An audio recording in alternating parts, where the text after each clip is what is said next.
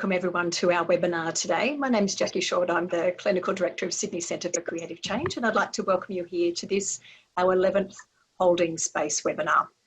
I'd like to, before we begin today, acknowledge the traditional owners of the land that I'm coming to you from today, the Eora people of the Gadigal Nation, and pay our collective respects to elders past, present and emerging.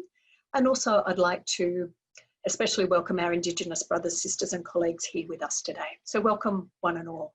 Because there were so many interested in this particular topic, I thought we'd review some ethical principles today and also have a think about how they might be relevant to the work that you're doing with children, young people or adults in your practices. So I've got a few slides to share with you, which I'm going to put up in just a moment, and these will be available on our website a little bit later on as well. So this is our 11th Holding Space webinar, and I know many of you have attended many of them, which is wonderful. And if you did want to view others, they're on the website. You can download and have a look at them. And if you wanted a PD certificate, then if you complete the quiz and get at least 80%, Aidan will be notified of that and have your email address, and a few days later send you a certificate of participation for those. So if I could just, keep asking you to keep those cameras on and the mics off, that would be great for today. So we're going to have a little bit of a review of ethics in the time of COVID-19. And when I think about the work that I've done in counselling and also in teaching, the things that I guess one of the main ethical frameworks that I've considered using and found helpful is Kitchener's model from the 80s. He argued that there are 5 ethical principles that can underpin the work that we do as mental health clinicians. And I wanted to just review each of these very briefly with you. And maybe we can have some thought about, and in small groups have a discussion about how one or more of these might be particularly challenging for you at the moment, given COVID-19 and given some of the difficulties that you might be facing in the work that you're doing in any particular area of work that you are doing currently. So the first of these principles is autonomy. And I think in most Western cultures, the principle of autonomy or personal mastery or personal choice is a really important one. And I think one of the things that I think about in terms of autonomy, particularly at this time, in light of COVID-19, is that we don't always have choices about when and how and with whom we might be working. So I think some of the other challenges with autonomy are not always having the same freedoms or choices that we can extend to our clients, and particularly our child clients, about when and how they see us.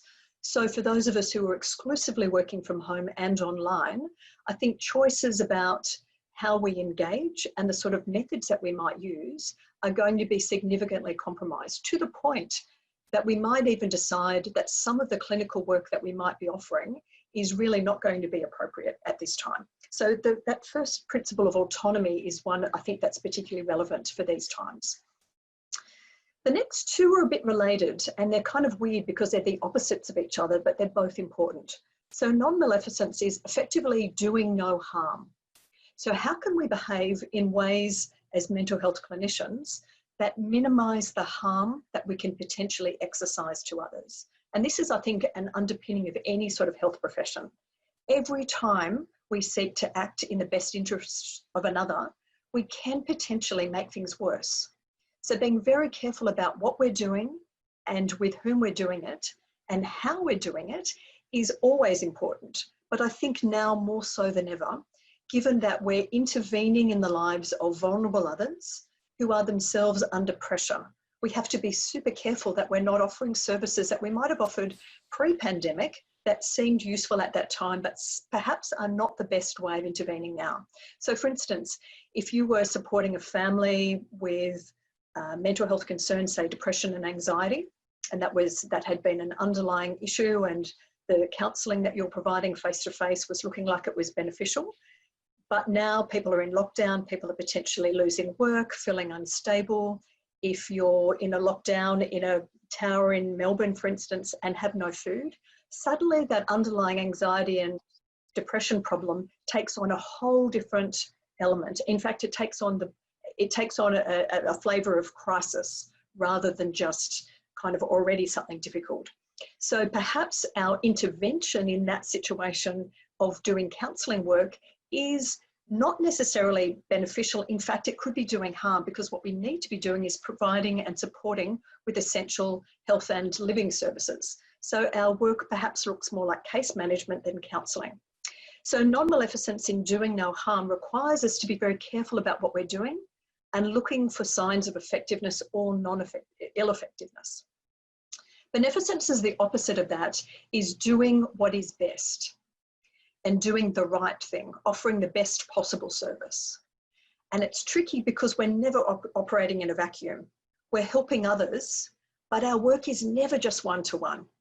Even when we're in a counselling environment, in a closed room, just with one other, we're also operating within systems.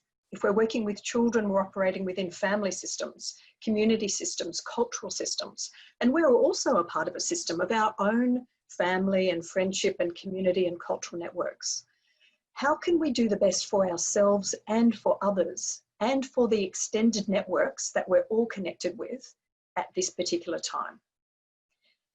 Justice is about doing what is fair and what is equitable. And there might be questions that you're sitting with about what sort of services you can provide that offer just and fair services and resources to different communities that you might be working with, different individuals. How can you make your services as accessible as they might be? You might be considering, as we certainly have in our training organisation, making our online training a lot more accessible by slashing our fees so more people can reach out. We've got scholarship programs that we offer. How can you make your services as just and accessible and fair to as many people as possible while still maintaining what's just and fair and right for you, balancing those things out? And fidelity is about being truthful and about being transparent. How can you be really clear about what services you're providing and what it is that you're expecting of others? If you are operating in a different type of capacity, for instance, if you're doing telehealth, what sort of expectations do you have of yourself and others that might be different, and how are you communicating that transparently to others? I'm doing some telehealth at the moment, supporting parents with their children.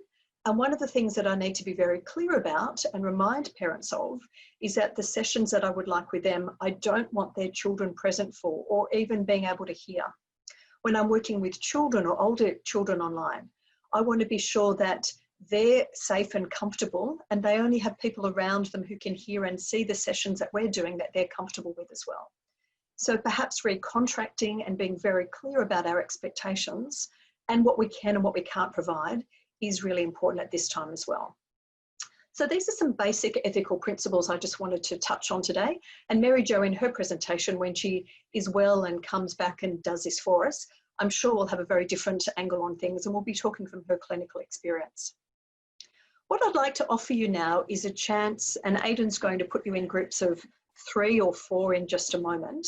I'd like you to pick one of these ethical principles and I'd like you to share, after you've introduced yourself to others, how this particular principle is impacting you at the moment and what you might have needed to have done or what you might want to continue to evolve to do to best manage ethics in your practice during this time of COVID-19. So autonomy, think about freedom or choice. Non-maleficence, doing no harm. Beneficence, doing the best you can. Justice, doing what's right or fair. And fidelity, doing what's truthful and transparent. So maybe pick one of those. There might be a couple that speak to you, and maybe some of the examples that I've shared have some resonance for you. Maybe there's completely other experiences you'd like to share with your small group. You could see me hovering, couldn't you? Look, we just talked about that the systems around us are also constantly changing, that it's been, I found it really lovely to even stop and to think about ethical context for what we're doing, because I feel like services are trying to be responsive on the hop in unprecedented times, which has often meant very reactive services. And so the capacity to do harm has been really quite high because everything so quickly had to move into a new way of operating, and it's still changing. I work in health; it changes every day. We get a new update, and it's good to be thinking that, in fact, what we used to offer may not work at all. But in this process, clients have almost become our guinea pigs. So because they're they're refining the service along with us around what's helpful and what's not. And so clients have a very vocal role in what's helpful and what's not, and remembering to include their voice, because it's very easy for the system to roll on trying to responsibly create service. So I guess that was one thing we talked a bit about.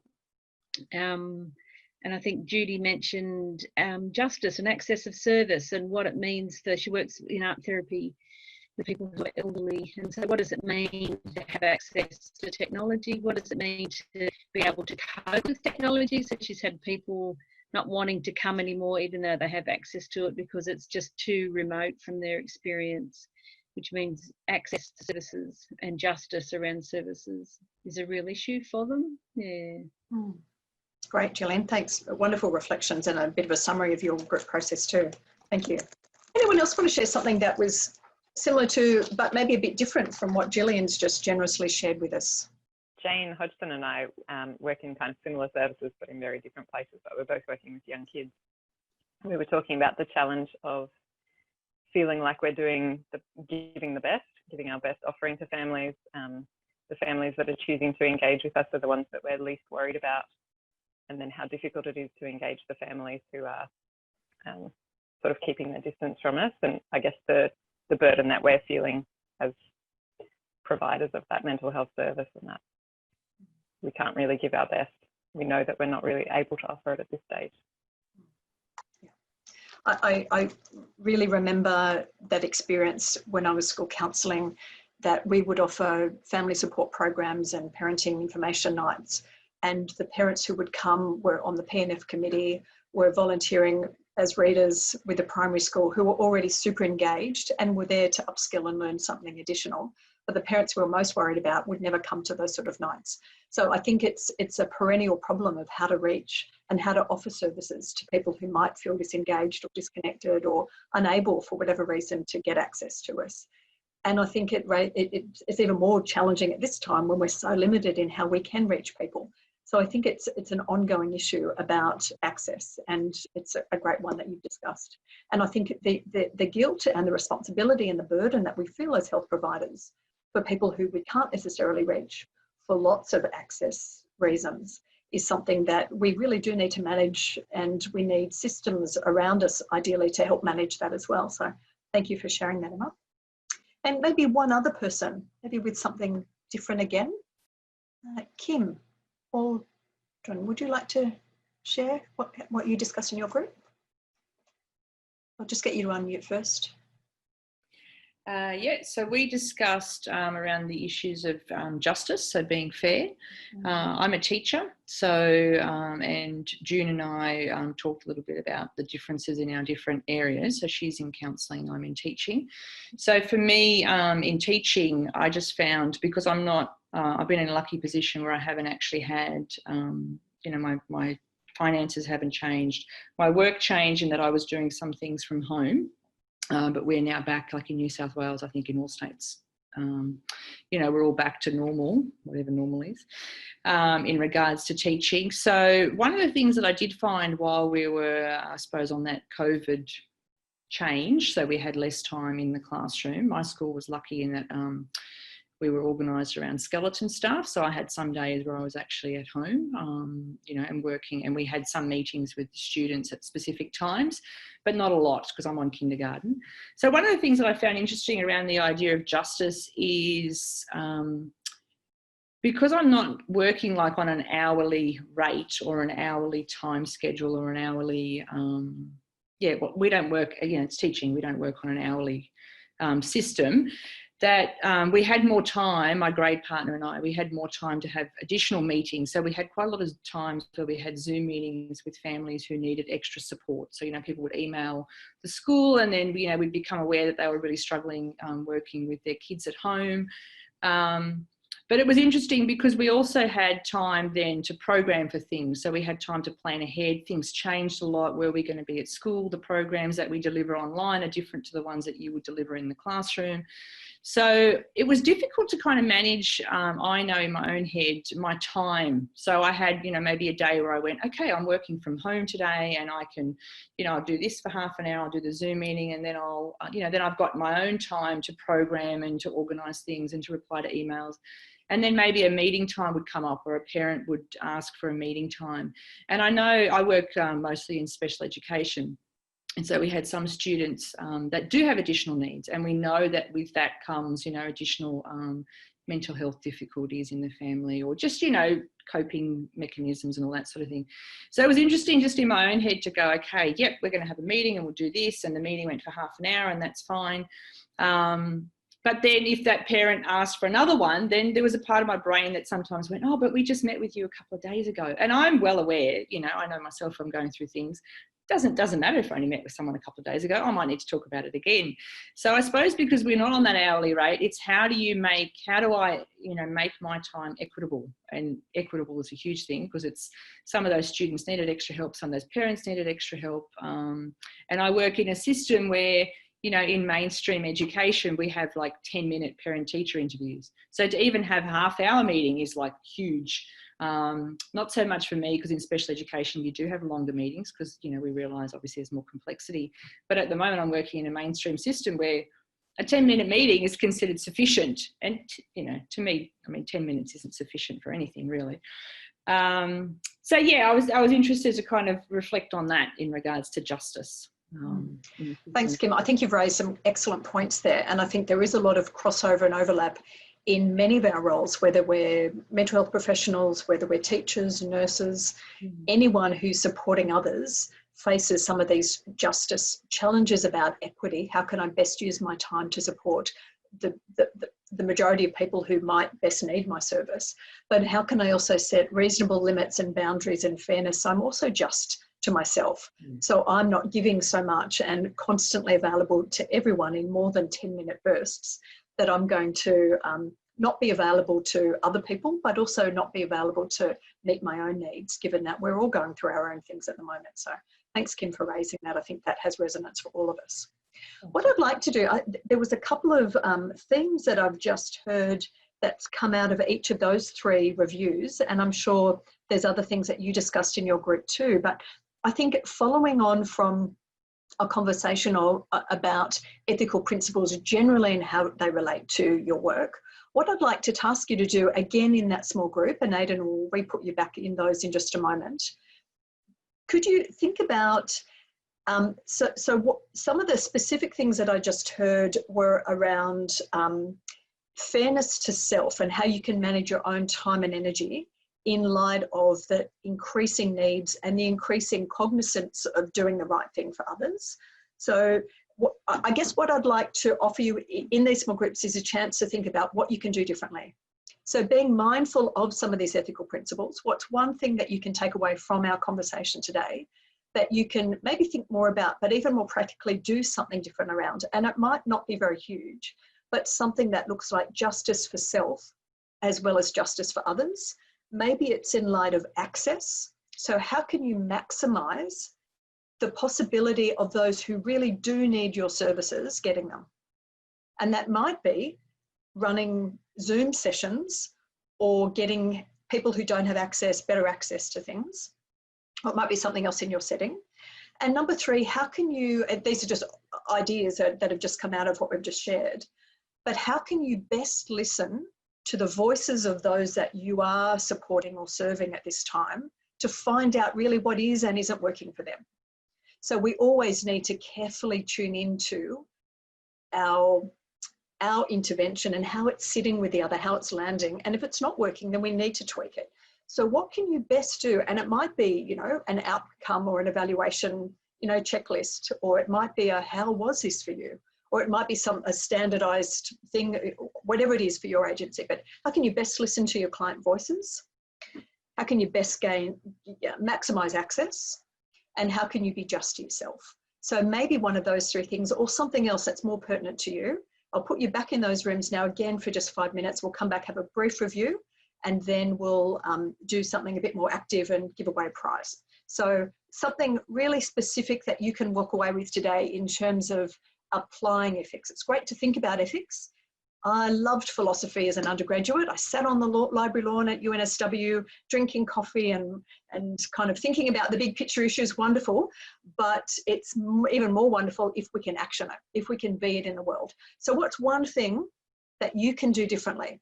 One thing that you might want to action or do differently as a result of some of these thoughts and some of these conversations. And I'd love a few people to share in just a moment, and I might just randomly ask you to, if that's okay. If you're really shy and you really don't want to say anything, just give me a vigorous shake of your head and I'll move on to someone else, no problem. But maybe I thought, because there's a few here and we won't get to hear from everybody, if everybody could just write in the chat box. So we've got a record of that, and that you can be seen and you can see others' responses as well.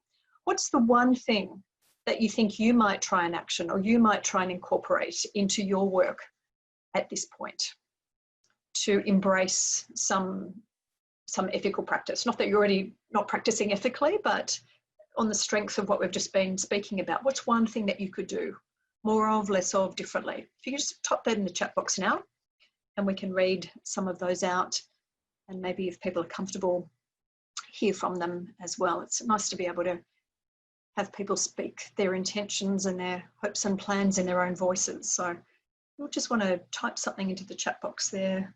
It's a good way to share it with others. And just while those continue to come through, Annie, I know you've typed yours in, a weekly reflection. That sounds like a lovely idea. Can you unmute and tell us a little bit more about that? Yeah, so I was just thinking, I'm currently a student, final year student studying psychology and fine arts. And I guess even for me, matters of like autonomy and what I could do in terms of my work has been very highly affected by the situation. So I guess the main thing for me, and I guess for many of you as well, is just efficiency and effectiveness in work.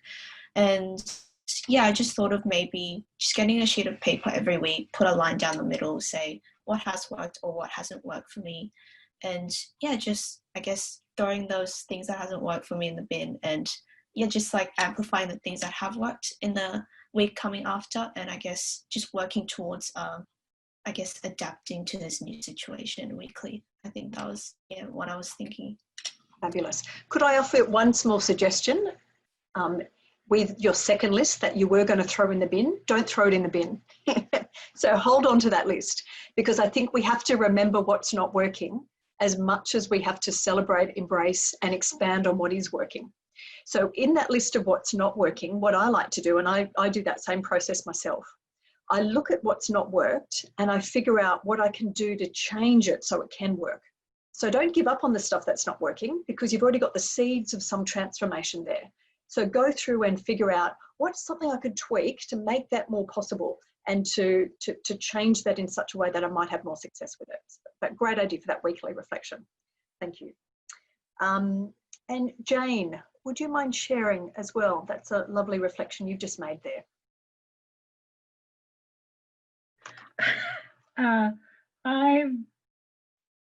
I work in a schools as community centre, and so we have families, lots of families, and we're not allowed families on site currently. So we have I have two reporting bodies, and I'm currently in the throes of reporting. That's why I'm thinking about it. So one of them is around quantitative stuff, so the numbers of people that come to groups and how often they come and all that sort of stuff. And then so looking at my data at the moment for term 2, it's just not there, and or minimally there compared to term 2 of last year. So I'm going to have to look more at qualitative stuff, so more around people's stories and what it is that we've done together and how we've maintained relationships in a time when we can't meet face to face. And, you know, how do we keep an eye on child development, and how do we sustain the relationship with the family so that once they're allowed back, that they return back? Lovely. Thanks, Jane. I think that raises a great question more generally about how we collect, maintain and generate data. And I think the quantitative stuff is easy to do, but the qualitative stuff is always harder to do. And I think a mixed method in any sort of analysis of progress or of product or of service is a really optimal one. And I think as people, it looks harder than what it actually is, but once we have a system in place, we can find ways of generating that qualitative data that really add the why to the what of the quantitative. So I really wish you well on that. Programs like NVivo are really great for analysing qualitative data. I used some of it in research that I did a while back. So if you're doing studies or publications, then that might be something, Jane, sort of worth looking at as well. So. This is what we've got coming up. In 2 weeks, I'm doing a presentation on creative engagement for counselling online, and that's for anyone who's doing any counselling or support work for children, young people or adults. So I'll be sharing some ideas. That's going to be the next 2 that we're offering are evenings, because I know some people are working again during the day, so this time might be difficult. Obviously not for you because you're here, but do check in on that one and feel free to register for that free one as well if you're interested. 2 weeks after that, very exciting, Sue Jennings has just confirmed she can present for us, and she's a fabulous drama therapist and play therapist from the UK. So she's going to be coming to us from the UK, talking about understanding anxiety and insomnia in children and young people, the nesting approach. So she's, that's one not to be missed as well. And that'll be 7:30 on Wednesday, the 5th of August, again in the evening. So feel free to register for either of those if you're interested. And every 2 weeks, we're going to keep running these for the next period of time. Wishing you all well and hopefully seeing you in 2 weeks at our next free webinar. So thanks for being here today.